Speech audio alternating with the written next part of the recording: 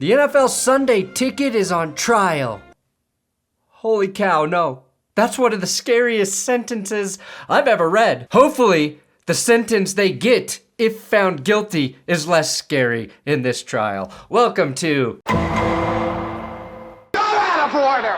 You're out of order! The whole trial is out of order! I'm former defense attorney turned prosecutor turned I'll actually represent both sides at the same time. My client should go right to fucking jail! So I never lose Perna. The son of a bitch is guilty! Now, very few things catch me by surprise when it's about the NFL, but when Mike Florio dropped his article and headline about the NFL Sunday Ticket and the massive antitrust lawsuit it faces, I was taken aback. But it's true, one of the world's greatest gifts, the ability to theoretically watch every single NFL game every week, is on trial. A trial with $21 billion hanging in the balance. So today I'll reveal why the Sunday Ticket's on trial, what's at stake, who Mucky Duck is, I got an insane judge, and how this may affect our viewing pleasure and the NFL's deal with YouTube and the Sunday Ticket moving forward.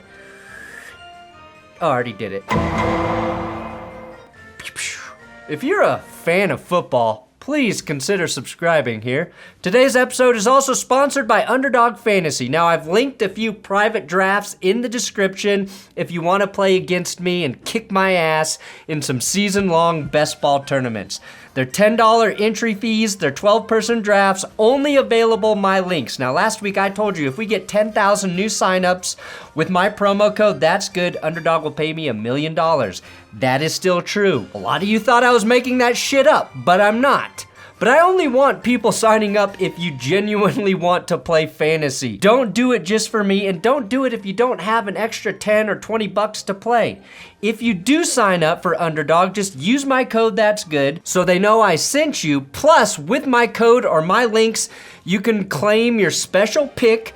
Plus, you get a first-time deposit offer up to $250 in bonus cash. I post a bunch of private drafts on X as well, so follow me at Brandon Perna so you don't miss out if the leagues below are already full. Now, to clear one thing up, Sunday Ticket is not on trial. The NFL is, along with DirecTV, CBS, and Fox.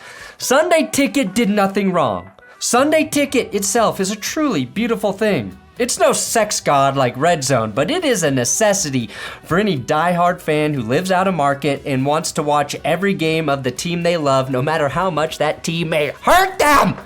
May hurt them! We still want to watch you, Broncos! Not to mention anyone specific. Sunday Ticket is like Jennifer Aniston. Classically beautiful, timeless, and at the height of her powers in the late 90s and early 2000s. Then Red Zone came along. Fiery and hot like Margot Robbie or Sydney Sweeney or, for my taste, Ana de Armas. It's dangerous because when the ice starts melting, it gets better. So you start drinking more. And I can't help but be nervous even around just a picture of you. And in my fantasy, Scott Hansen's still there, calling play-by-play. Octobox, you sick fuck, Scott. You sick fuck. Anyway, I understand there are many ways one can watch an NFL game out of market now.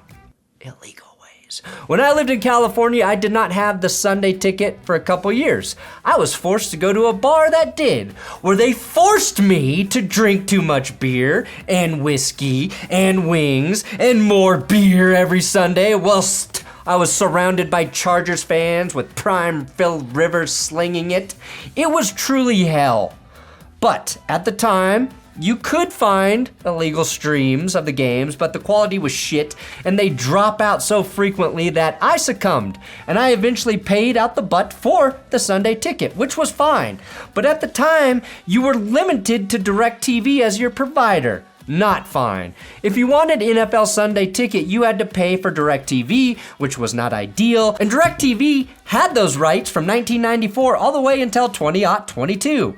Holy shit, Sunday Ticket's been around since 1994?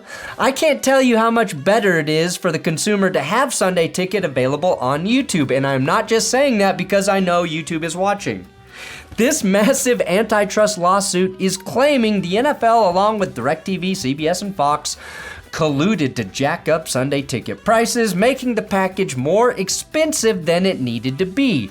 And while I might have agreed with that when I was paying for the ticket, couldn't we take every company out there to trial right now? Housing, too expensive. Groceries, too fucking expensive. I want to sue my toddler because she is unnecessarily expensive. Daddy, I don't want to watch Peppa Pig for free. Buy me some a la carte Daniel Tiger episodes, Papa. Daddy, I want Daniel Tiger, damn it. She's kind of pompous. So what chance in hell does this lawsuit actually have at winning? How do you prove a price is higher than it needs to be in a free market? Well, the suit is repped by a true American hero, Beth Wilkinson, who was the courageous leader who led the way in taking down Dan Snyder. Now that might make the NFL a bit nervous. From the AP Press article, she stated that the case is about choice. This is a valuable premium product. Think about all the choices available to fans. We want as many people as possible to watch the free broadcasts. So I hope nobody tells her about Netflix or Peacock. Now this lawsuit was actually filed all the way back in 2015, the year the Broncos won the Super Bowl 50, never forget. So that's why this wasn't really on any of our radars. Because back in 2015, we were all so alive as the Broncos won the Super Bowl. Now the case was filed by Mucky Duck, which would be a great name for a UFL team, as would the Turf Monsters. Mucky Duck, though, is a pub based in San Francisco, again, where the Broncos won Super Bowl 50 at Levi Stadium, and they claim that the out-of-market broadcast arrangements were unfair. Something that wasn't mentioned on Pro Football Talk or in the AP article is that bars and restaurants that have Sunday ticket pay substantially more. Now, depending on the size of your establishment, you could be paying somewhere between $6,000 to $13,000 a season to broadcast the games via Sunday ticket at your bar or restaurant. Now, that may have changed when YouTube landed the Sunday ticket rights, I don't know, but back in 2015 when the Broncos were winning Super Bowls, it was true, and would be reason enough for a place like Mucky Duck to take legal action. Now, this is a jury trial, and it's expected to last roughly 3 weeks. That may also make the NFL nervous, as this will be decided by regular people, the kind of people who have to decide between Sunday ticket and their erectile dysfunction medication. I'm unhappy because I can't get it up, and I can't get it up because I can't afford football out of market. It's a vicious cycle, and I expect the jury to see visual evidence, which of course will be flaccid fan dick pics that Beth Wilkinson has been accumulating for years. Per source, fake source. Here's the smoking gun. Per Pro Football Talk and the AP article, during opening statements, attorney Amanda Bond showed jurors a 2020 term sheet from Fox in which the company asked the NFL to ensure that Sunday ticket would be priced above $293.96, the Sunday ticket fee in 2020, during the 11-year term that began in 2023. Personally, I would sue whoever made the price $293.96. Round numbers, people. Round numbers. 96 cents? What the fuck is that shit? So the suit's claiming Fox, and I'm guessing CBS, demanded Sunday ticket cost a lot of money to ensure that their local game broadcast airings maintained high viewership numbers, which would justify the billions they gave the NFL for over-the-air broadcast rights, which I actually understand, corporation or not. If you pay billions of dollars, you want exclusivity, right? Where consumers get screwed, though, is in that all the Sunday ticket games have commercials as well. Commercials equal revenue. And even though those commercials aired on Sunday ticket via DirecTV, it seems like all of these big companies could have worked out a commercial split there and not dumped the cost onto the consumer. Couldn't have Fox and CBS been allowed to factor in DirecTV ratings for their commercial buys? I don't know, it's a question. I don't know the answer to that, but I think it should be considered. Again, I defend and prosecute. Let's make a deal! Hey, Frank! You want to make a deal? Because think about this. It would be like me putting all of my videos here on YouTube behind a YouTube paywall, and then still doing ad reads on all of my videos. Why on earth would any of you be happy about that? Maybe if we hit those 10,000 signups on Underdog, I can reduce how many ads I do overall. Now, the Mucky Duck lawsuit has millions of fans in the suit with it fighting for better rates and options. And here's where it gets interesting. This trial will make a lot of information we didn't have before public.